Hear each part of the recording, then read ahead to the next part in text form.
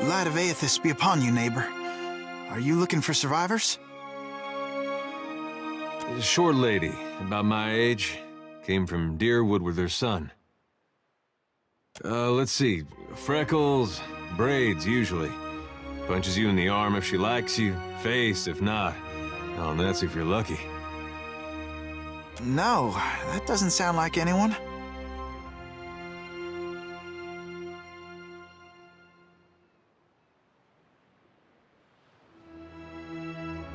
You gotta be her son. Got her nose and her freckles.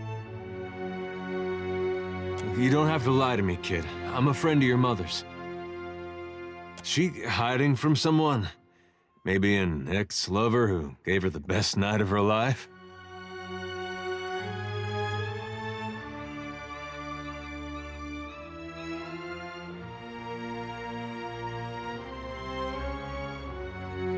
No, I misspoke. Forget it. Just tell me something. Your father, you know him? I'm sorry, who are you?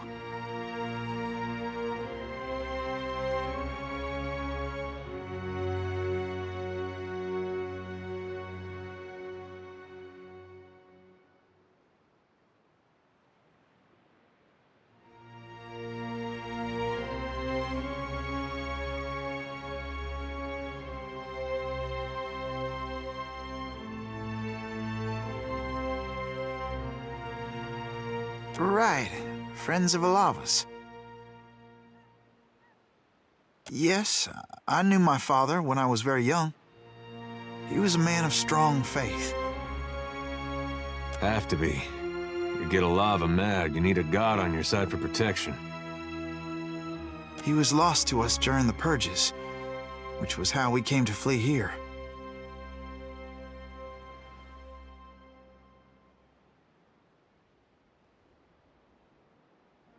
So you met him?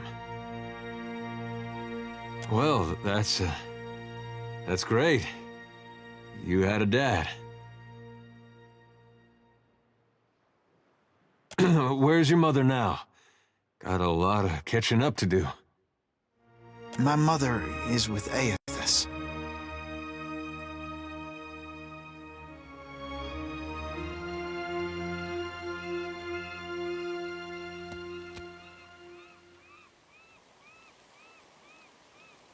I don't think you take my meaning. She passed the veil a few years ago. A flu. It's possible her soul has taken a new body by now, but if she was truly blessed, she marches instead beside the shining god.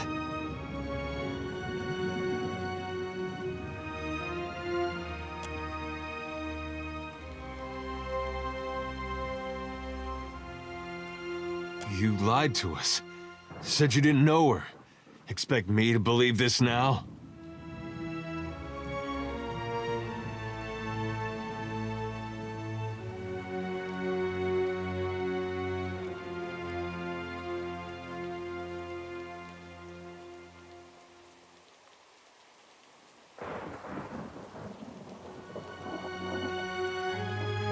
Funny, you wouldn't know it to look at him.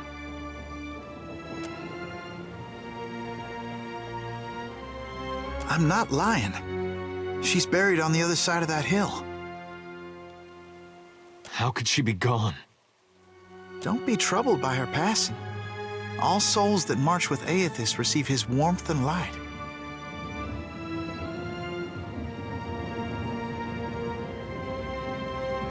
Aethys has come to us twice now. Even Oblivion couldn't slow his march. We shouldn't have opposed his first coming. He meant to rally us under his banner. I know a lot of dead Deerwoodans who will be relieved to hear that.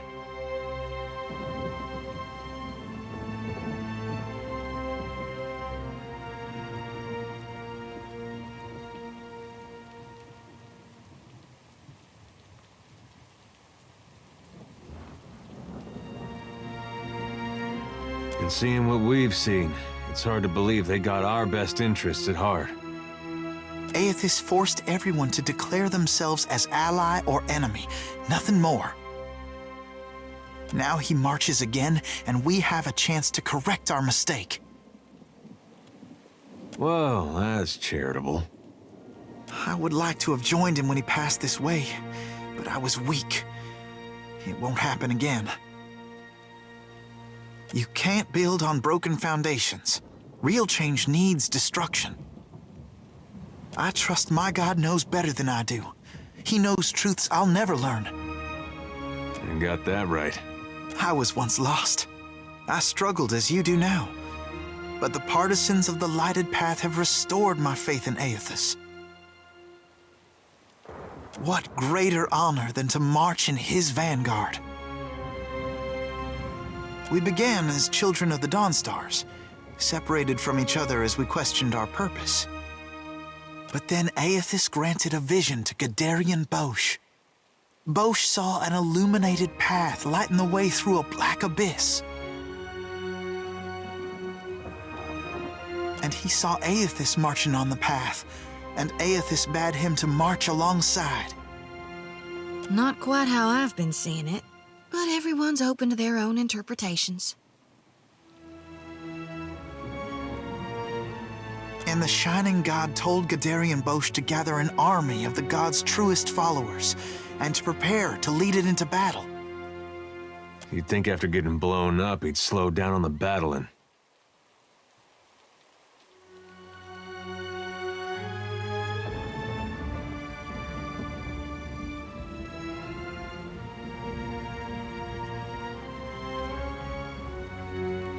We don't know.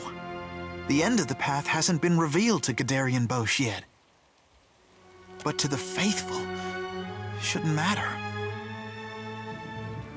There'll be a great journey, but we're prepared. Gadarian Bosch knows the way. Aethys himself has appeared in Deadfire in the form Gadarian Bosch foretold.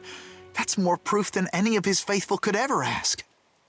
What fortune to be given this opportunity, to know our God in the living world. Gadarian Bosch warned us. Those outside the partisans may ridicule us and test our faith. Especially our old families and others close. We've learned it's best to keep to ourselves and those with open minds, which relations and friends mostly aren't.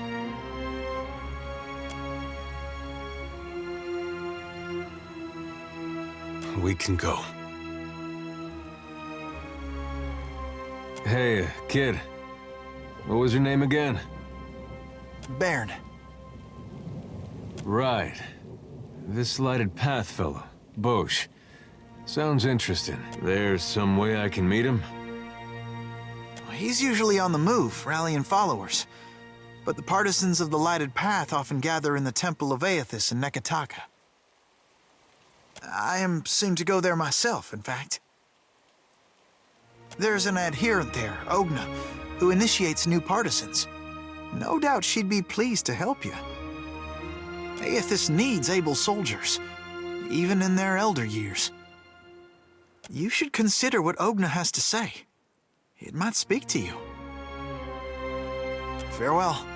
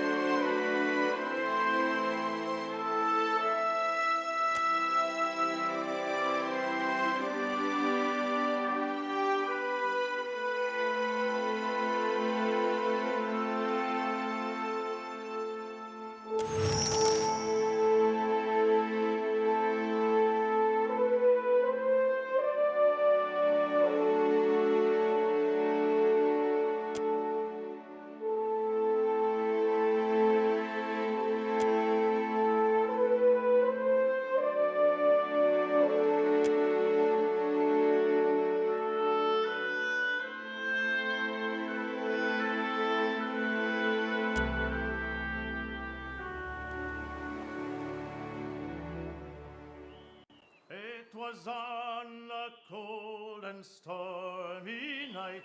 The snow was on the ground.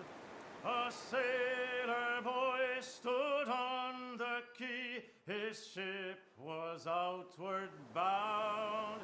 His sweetheart standing by his side had many a silent tear. And as he pressed her to his heart, he whispered in her You blink and find yourself standing in the knee-high grass of an endless field, with the day just falling into dusk.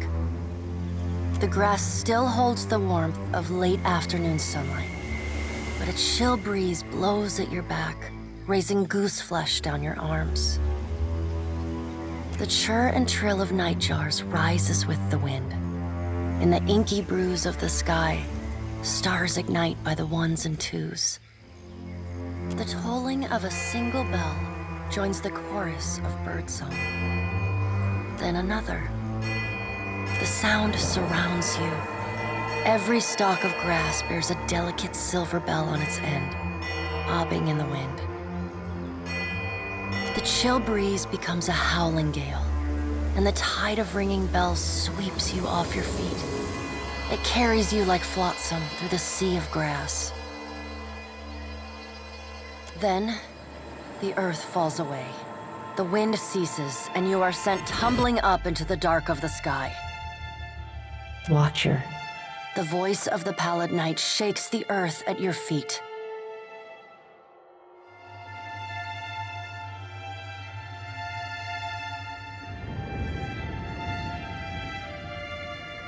You have returned to Bareth's realm, your soul once more called to attend the wishes of the god of death.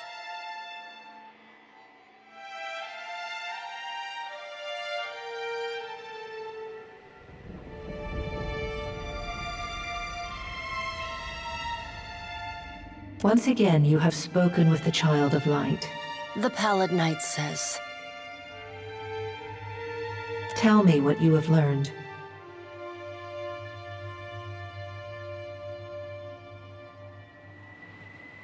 Intriguing. The pallid night stares past you, pensive. While attend, tell me what your many eyes perceive. Her words ring out, and a heavy silence descends. In the silence breaks the murmur of countless voices. They speak all at once in languages both known and unknown to you. In the space beside Bereth, an eye blinks open, followed fast by several more. They are round, keen eyes of Kith, the slit eyes of snakes, the small, dark marbles of birds, the bulbous lanterns of deep-sea fish. Here we are. The voices speak in unison. A figure walks through the cloud of eyes as one might step through a door. It is an Orlan, then a pale elf, an ocean human, a Naga, each of them eyeless. They are Wal. This is the first interesting thing to happen in ages. And we do so love a riddle. The figure wears an Amawa's grin, and the many voices beneath its own titter. We see between the strings of the world, and Eothas is there, strumming them like a lute. His tongue is still, yet he sings of a coming joy. What tune he plays, we do not know. It is complex, ever-shifting. One moment vibrating in harmony, the next in discord. A man strides through the door to Bareth's realm. Behind him lope wolves with lolling tongues, and jungle cats whose long tails twitch with every step. Galawain, the changeling, arrives, and he brings with him the wild heart of Aora's untamed places. Fast on Galawain's heels, A small wave of seawater washes across the tiles. It pours off the edge. From out of the water rears a glowing lure, then the head of a gigantic fish. The round black eyes of Andra roll to meet yours. Eothas is nothing if not resourceful. I admire his nerve, Galawain says. In the changeling's voice, you hear the soft patter of rain on leaves and the rush of wind through treetops.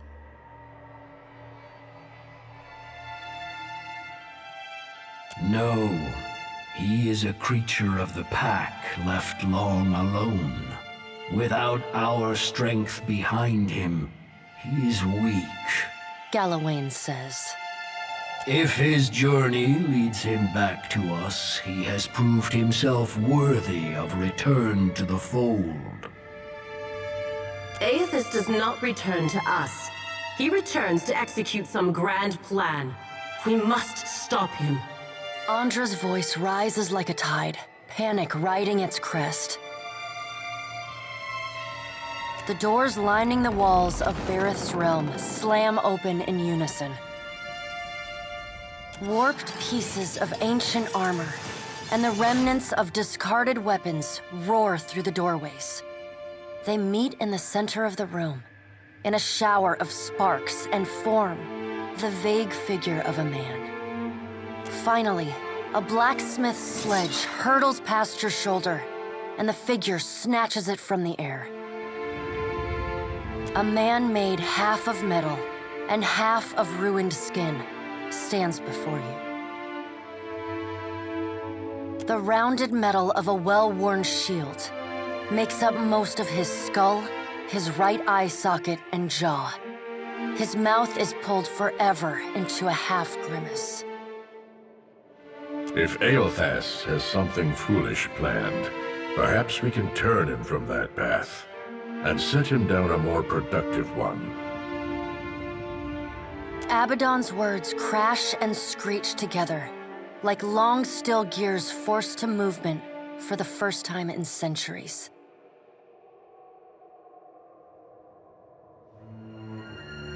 Abaddon speaks with a child's naivety.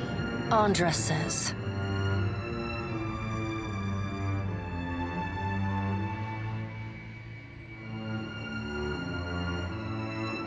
He violates not their realms, but mine. I feel his urgency in every stamp of his feet along my spine. Andra says. I will send tsunamis to slow him, if Mogren would stir the earth beneath Mogren's teeth. The water at your feet recedes. Lava oozes up through the shallow water, and a woman made from the guts of the earth emerges. She settles her characteristic broadsword on her shoulder, and Mogren returns. In the age when our steps carved valleys across the face of Eora, our bodies were impervious to all but the strongest attacks. Mogren says.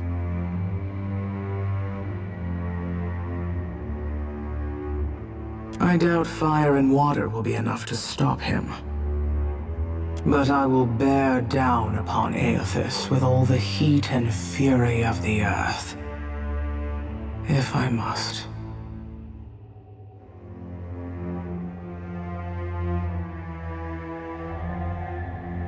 The death of thousands now could prevent the death of millions later. Andra says.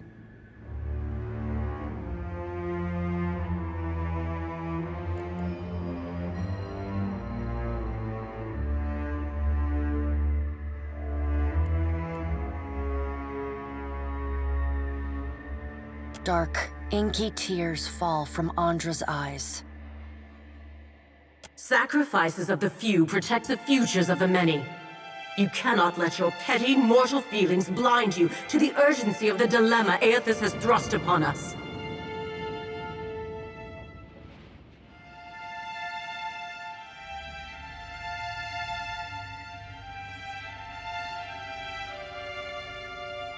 You will mind upon whose ground you tread. the Pallid Knight watches you with keen, predatory eyes. The deep, bellowing cry of an aurochs shakes the ground beneath your feet. The cry drones on and on, a moan without while's many eyes squeeze shut. Andra slips back beneath her waves. Mogren dissipates in a swirling cloud of steam. Galawain's beasts, only the Pallid Knight stands impassive. My end comes to all things in time, Remergond says.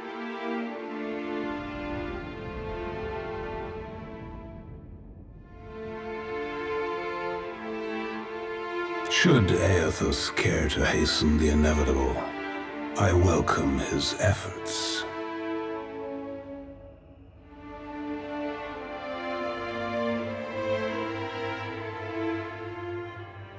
Aethys seeks a slate wiped clean. Remergond says. Freedom from the endless revolutions of Barath's wheel. The final emancipation of the countless stolen mortal lives the gods hoard within themselves. The Child of Light will not choose the hour of my death. Mogren tests the edge of her broadsword with a smoldering finger. He sows chaos in his longing for a radiant dawn. Andra says. So much will be lost in the cacophony of fear his actions inspire. The crack of thunder rends the air. The gods. We can wait no longer to act. The Pallid Knight says.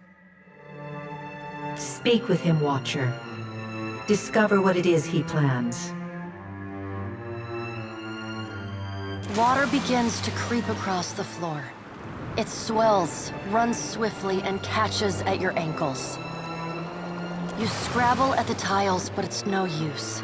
The current's pull drags you off the edge of Bareth's realm, and into the fathomless beyond. You splash down in water so dark you can't see the bottom. Then, the water recedes, gone like a dream upon waking. The hard wood of the gods are gone, but you remain.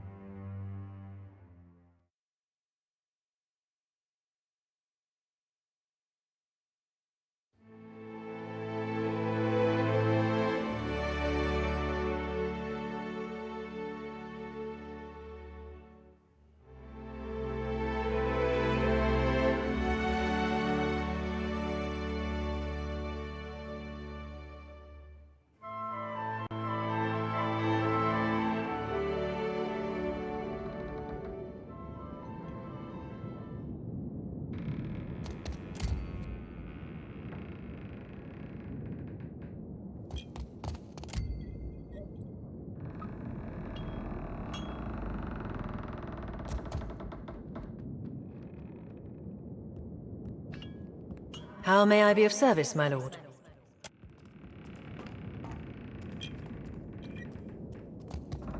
Ship life sure is an adventure, ain't it? Just think of all the places we can sail to, all the sights we could see. This is nothing like being stuck on a farm, or cloistered in the back of a temple.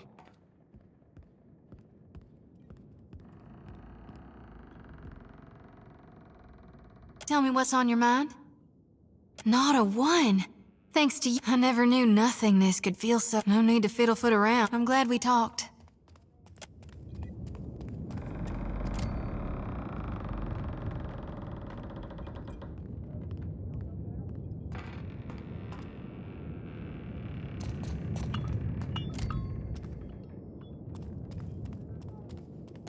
Watcher? You only have to ask.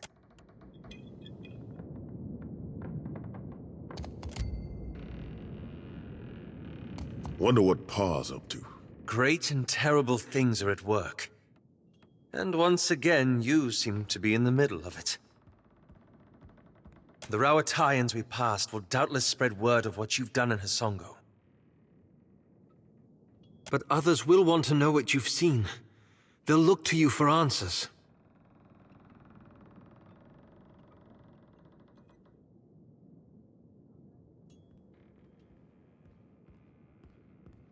This is no small matter.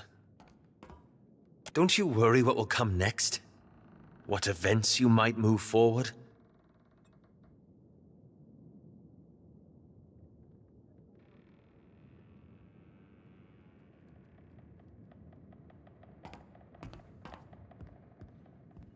I still don't understand how you can truly know what they will mean. It reminds me of the question that drew me to the Deadfire. The one I've been avoiding. I promised to tell you what I was doing among the Animancers at Port Marge. As you may have guessed, I was observing them, gathering information on the various Animancy operations in the region.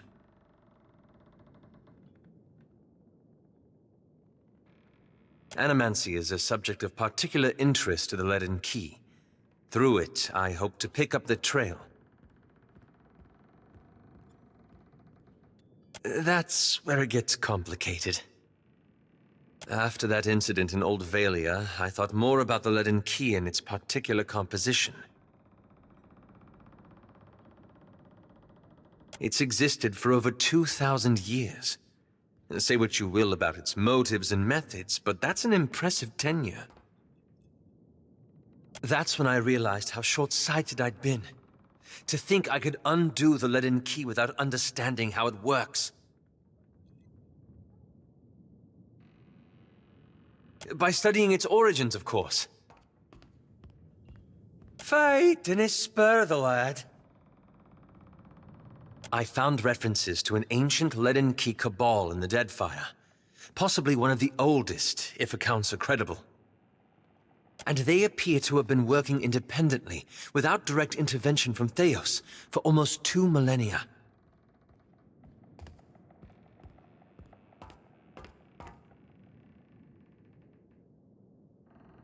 There's the challenge. Most sources refer to them as the Painted Masks. But I haven't met anyone here who knows that name. Truly? Then perhaps we'll find something there. Thank you.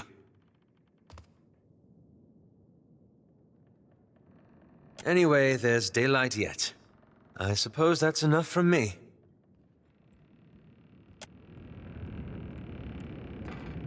I must say, our adventures together have been a welcome change of pace.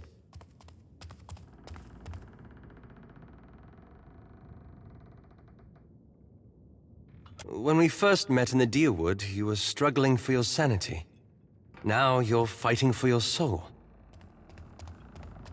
I can't imagine the weight of that burden. And yet you've borne it, and more remarkably. The gods have sent you after Aethys, and every power of note in Deadfire has their own plans for you.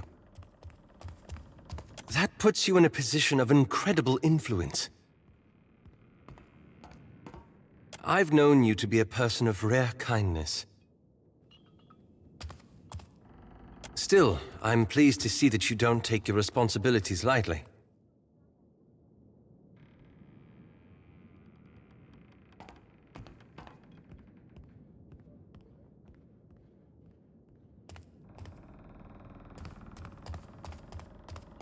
We all do, but so few of us are in the position to do so much. I hope you'll remember this in the days to come.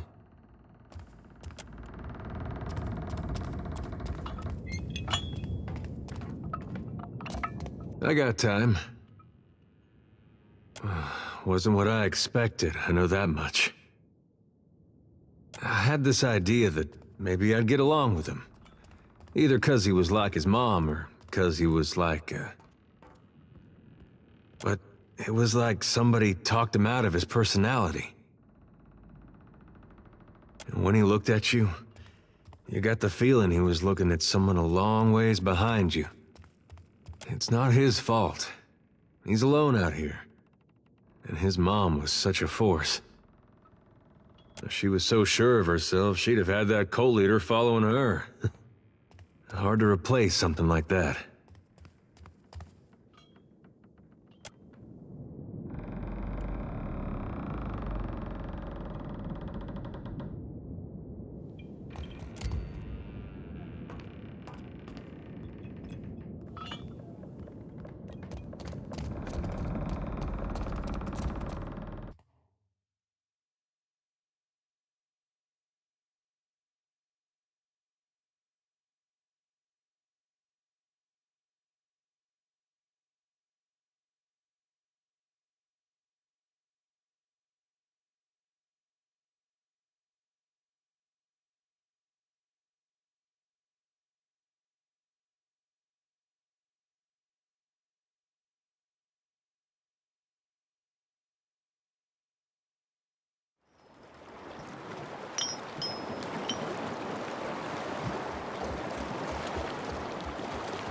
Your orders, Captain?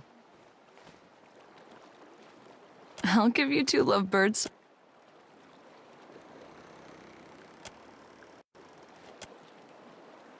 I hope that was...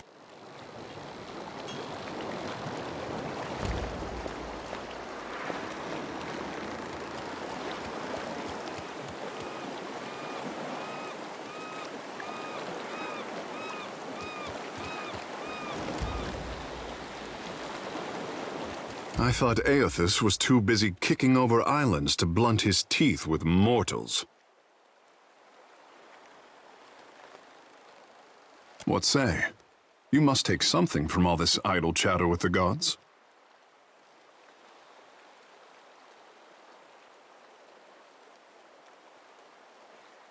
And you knew things he did not. Ah.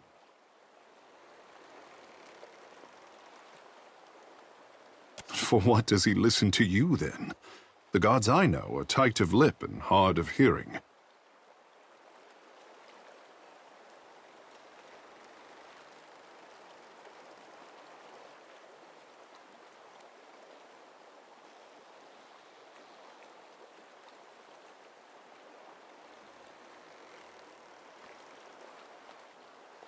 Ikera, it makes my head hurt whenever I try to figure out what Ngati wants from me. I could not imagine the inner workings of a god. But then, I am not meant to. It is for mortals to flail in the darkness, I say, while gods point us toward light.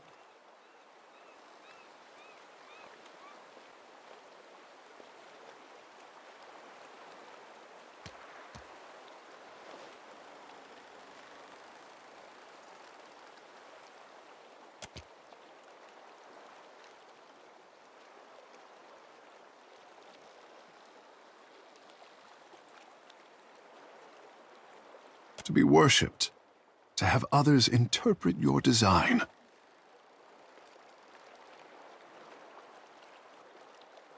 It is not fair, I say.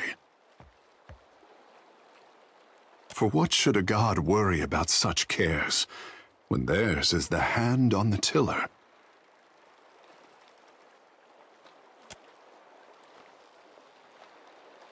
Ikera, I did not wish to burden you.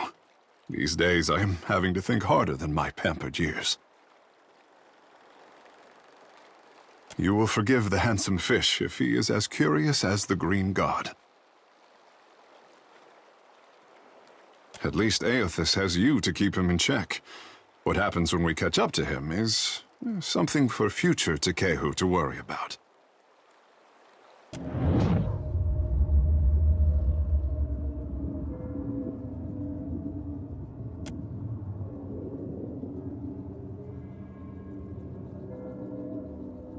Scratch under the wet clay of any artist and you hatch a lifetime of fear and doubt.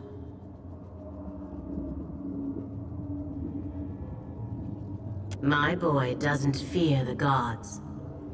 He only fears what he'll compromise by living up to his potential. But isn't it easier to let Skull, poor thing? Nothing he does could disappoint me. but that is a mother's prerogative.